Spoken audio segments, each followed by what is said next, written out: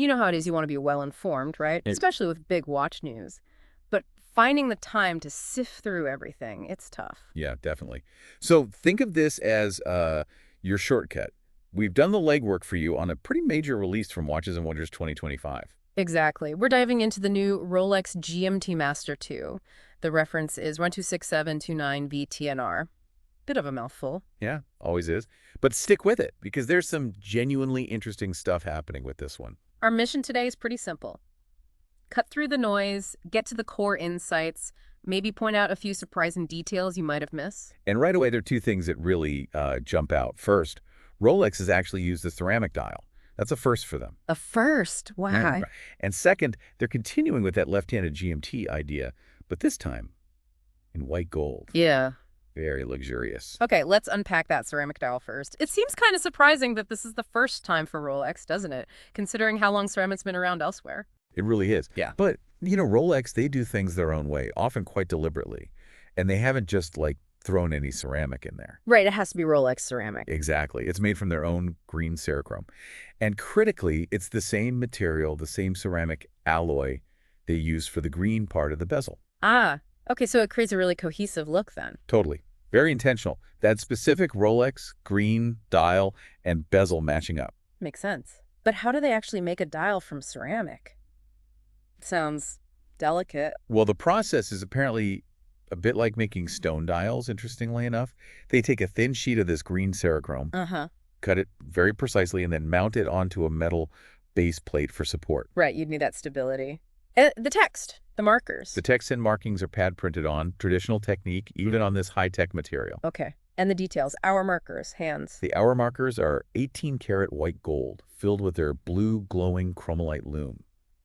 Great visibility. Standard Rolex excellence there. Yeah.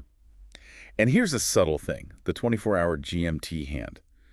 On this white gold model, it's fully polished white gold. Oh, how's that different from the steel one? On the steel left-hander, that hand has a green painted shaft. So this is a little touch, points to the precious metal construction. Gotcha. A small detail, but telling. You mentioned a connection to older models. Visually, yeah. The green ceramic dial. It definitely brings to mind the green dial on the 50th anniversary yellow gold GMT-Master II.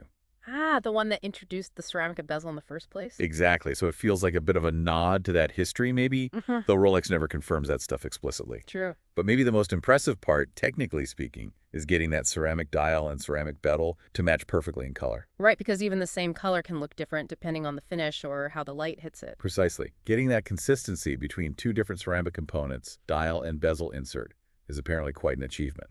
Okay, so, big deal number one.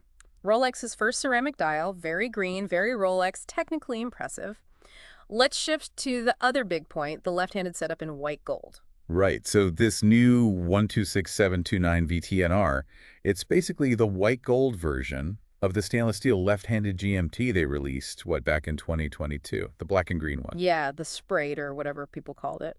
So releasing a white gold version now, was thinking, was that expected? Honestly, not really. It was a bit of a surprise. A lot of people thought that first steel left-hander might be a sort of one-off, maybe short-lived experiment. So seeing a precious metal version, yeah, what does that suggest? Well, there are two ways to look at it, I suppose. It could just be Rolex doing its usual thing, rolling out different metal options for a design. Steel first, then gold. Standard playbook. Or maybe this white gold version is kind of the ultimate expression of this specific design, maybe even the final one. It's hard to say with Rolex. They do like to keep us guessing, don't they? They certainly do. But what it definitely does is give people options. If you wanted that black and green left-handed GMT. Now you've got two choices. Steel, or if you want something much more luxurious and, well, expensive, white gold. Exactly. Two distinct price points for a rather niche configuration. Okay, let's zoom out a bit. Beyond the dial and the orientation, what about the rest of the watch, the basic construction? Pretty much the same formula as its steel sibling, just, heavier and more expensive. Huh. You've got the 40-millimeter case, but now it's solid 18-karat white gold. Still has 100 meters of water resistance. Good. Screw-down case back, chip-lock crown. Check and check. All the usual Rolex robustness is there. Sapphire crystal up top with the Cyclops date bubble, but positioned over at 9 o'clock, of course, for the left-hand layout. Right, the date window swapped too. And the bezel. Still that signature bidirectional GMT bezel. 24 clicks. And it's got the black and green Cerachrom insert with the engraved 24-hour scale. Super scratch resistant, won't fade. The works. And driving it all. The movement inside, still the 3285. Yep, caliber 3285. Same automatic movement that's in all the current GMT-Master II.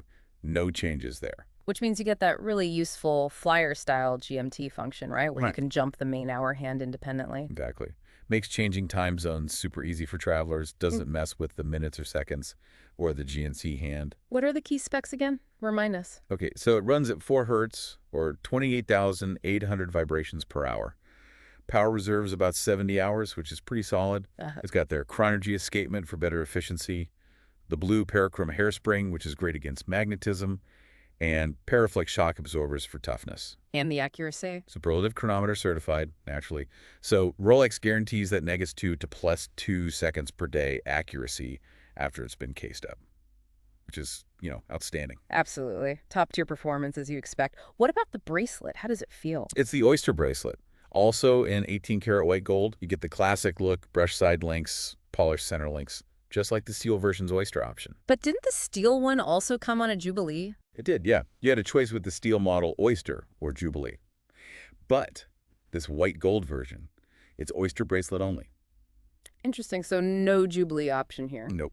And being solid 18-karat white gold all the way through, well, it adds significant weight. You definitely feel the precious metal on the wrist. I bet. And the clasp. It's the Oyster Lock folding clasp, also white gold, very secure. And it has the Easy Link extension system built in.